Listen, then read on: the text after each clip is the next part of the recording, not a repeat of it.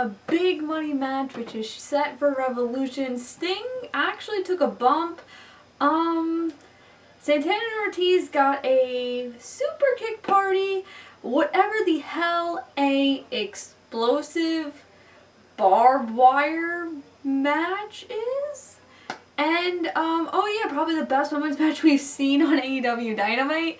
Oh my lord. All that and more on this episode of Kimmy Talks Wrestling as we are dissecting the February 17th episode of AEW Dynamite. And we are starting right now.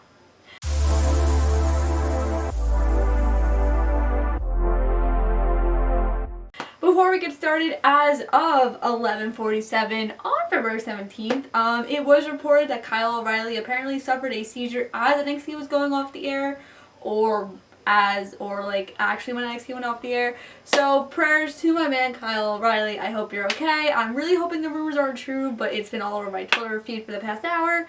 So prayers and love goes to Kyle. Stay strong, my guy. But enough about sad news, and let's turn on to AEW Dynamite. And I'm going to start by saying the botches on this AEW Dynamite. Oh my lord. Apparently Kenny Omega is your WWE World Heavyweight Champion, guys. Apparently, Kenny signed a WWE deal. I'm hoping we get the Kenny Omega Seth Rollins match I've been hoping for. Thanks, Jim. But that wasn't only it. I don't know if this was just my feed. My feed was glitching the entire night and I was watching on TNT. Commentators, there was a couple other commentator botches as well. So, next week, guys, make it better. Because broadcast-wise, it was really bad. And I should know. I do broadcast for my local college. TV stuff. Yike. But, Matt Hardy and Hangman Adam Page. This is interesting. As we saw last week as they were in the bar celebrating, and it looked like Adam signed a contract for Hardy. Adam was smart. Switched the contracts, and Matt Hardy did sign a contract, but he didn't know for what. As Adam and Matt Hardy defeated TH2, Adam then revealed, like, you signed a contract for a match at Revolution. And if I win, I get all of your 2021 earnings. And then Matt couldn't believe that he was in this mess, and then Matt also challenged him for all of Adam's 2021 earnings. Do they realize it's only February? Like, how much can they make in 2 months? I don't know. Tony Khan's a really rich man. And it was actually funny because Isaiah was actually in the Jacksonville Jaguar costume, attacks Adam Page, and the Dark Order comes to save the day. Also in this, Hardy did promise PH2 that he would pay them $3,700 to beat up Hangman Adam Page, which is a very specific amount of money. But Dark Order came out, made the save, and it was really adorable because -1 stood there. I was like, guys, come on, get him, let's go. And he had like that really cool, like Ten's really cool match that we saw on BTE last week. He had like the same one but said -1. Ah, love it. This is really interesting. I'm really excited for this match. I like that we're actually doing something with this, and I like that the Dark Order is staying in sight of Adam. Hoping we see him join the Dark Order. We'll see. But this was really good. And continuing on the good stuff, Riho and Serena Deeb. Oh my lord. Now, I have not watched any of the round 1 matches on the Japan side. I'm doing that tomorrow. But this match was so good. When I say this is the best women's match we saw on Dynamite, I am telling you it is the best women's match we've seen on Dynamite. So many near falls. It was back and forth constantly. Riho gets the win. So Riho technically has been an NWA Women's Champion. Keep that in mind. I'm really excited for this. The one thing that does kind of suck though is that we're only seeing, we've only seen really one match on the American side. Well, 2 matches on the American side on TV, and the other 2 matches we don't get to see, which does kind of suck because the Japan side I understand why, but even on Dark, really, like that's what kind of bums me out, especially because it's 2 big stars like Britt Baker and Nyla Rose. And 2 upcoming stars like Anna Jay and Ty Conti, so I wish it was on TV. I understand that you're trying to make that deadline for Revolution, but like, you should have started sooner instead of just saying, coming soon. Like, come on. This match is really good though. I'm really excited to see what happens.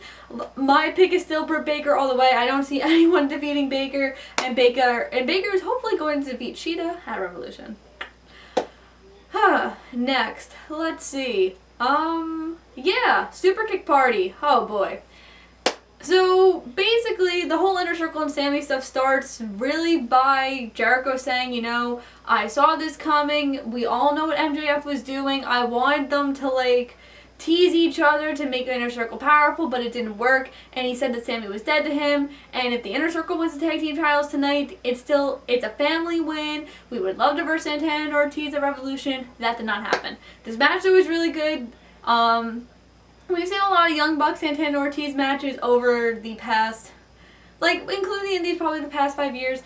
They have so much history. These two teams never miss a beat. Back and forth, constant action. It was so good. And this just reminds you why Santana and Ortiz is a very powerful tag team in AEW. And the fact that they really aren't being used properly kind of sucks, because they should have been tag champions already, but whatever. But I'm excited. This was really good. The whole Inner Circle actually got kicked out like 10 minutes in, which was also kind of funny. But the Young Bucks are going on to face MJF and Jericho. I'm excited for that match. I'm excited to see what happens. But it was also really funny too, because as I believe this was the spot where JR said that, like, Kenny Omega was the WWE Champion. And then they cut to the back to Kenny and the Good Brothers watching this match, and they were standing there like how the WWE people stand there and watch TV. So we were just like, oh, yeah, this makes sense. Like, we'll just continue the WWE angle throughout the night. And speaking of Kenny Omega, he apparently is doing so much charity work that he is reading the Young Bucks story to pre-Kers. And then they all beat up Nakazawa because Kenny and Don couldn't play with them. Love this style of Kenny. Fantastic. It was really funny. I was dying. I was like, haha. And last but not least, that 6-man tag between Lance Archer, Jon Moxley, and Phoenix versus Eddie Kingston, the Butcher, and the Blade. This was kind of only because it was 10 minutes. I would have liked it to be longer. Obviously, the good guys got the win, and apparently, I don't even know the correct title. It's Explosive Barbed Wire Deathmatch. I believe that's the title of the match. Kenny comes out here and he goes, you know, I walked into the building and I saw this. You decided to do a rematch clause, which I'm fine with, but I'm going to pick the stipulation. No matter what stipulation I choose, you always come back up. You talk about burying me into the ground, and we're finally going to do it because we're doing an explosive barbed wire deathmatch. For those of you who don't know, these were very popular in Japan in the 90s. If I remember how it works, I could be wrong, and if I am wrong, tell me in the comments. I'm pretty sure how it works is you're supposed to beat the opponent up really badly, and then you're supposed to leave the ring, and I believe it reaches a count of 10, then the ring explodes. Like I said, I could be wrong. This match is most likely going to be cinematic. I do not see them actually doing it for real. But I'm excited. I'm intrigued to see how AEW is going to pull it off. I think it's a very different stipulation, something we would not see in WWE, which is why I'm excited for the match. And truthfully, anything Omega and Moxley do is really good. And speaking of cinematic matches, Sting took a bump. Sting took a bump. And I would like to remind all of you that everyone blamed Rollins for ending Sting's career. He just took a power bomb from Brian Cage. What? I'm excited that we actually did something different. So first of all, they said that Sting was gonna call out Team Taz. You know who you know it was backwards. Team Taz called out Sting. And then Sting came out and then he had the bat and Taz was like, oh, you need the bat because we're gonna beat you bad so hard. And then he took a power bomb and then everyone on Twitter was just like, oh my god, he took a power bomb. Oh my god. So now that he took a bump and he's okay, I'm guessing we can move forward with this match. At Revolution, I'm going to say it's more of a Revolution predictions. I'm excited to see where we go. Hopefully Sting is actually in shape. I hope and pray. Dynamite was okay. It wasn't the best episode. The production really lagged it. Like I said, I don't know if it was just my feed, but my feed was very choppy. And also the commentary botches, and there was also botches in some of the matches as well that kind of made it not as interesting, and especially on an episode where you literally had against NXT with Adam Cole breaking up from Undisputed Era. Good job. But, good job overall. Great storyline stuff. Make sure to like this video, comment what you guys thought about Dynamite, click that bell for notifications and subscribe. I will be back with you tomorrow for my Elimination Chamber predictions. I have very detailed theories, so don't you worry. Then I'll be back on Saturday for SmackDown, and I'm really hoping that Rollins is something big. And then I'll be back with you guys on Monday for our Elimination Chamber review. And that's really it. As you can see, I'm back home.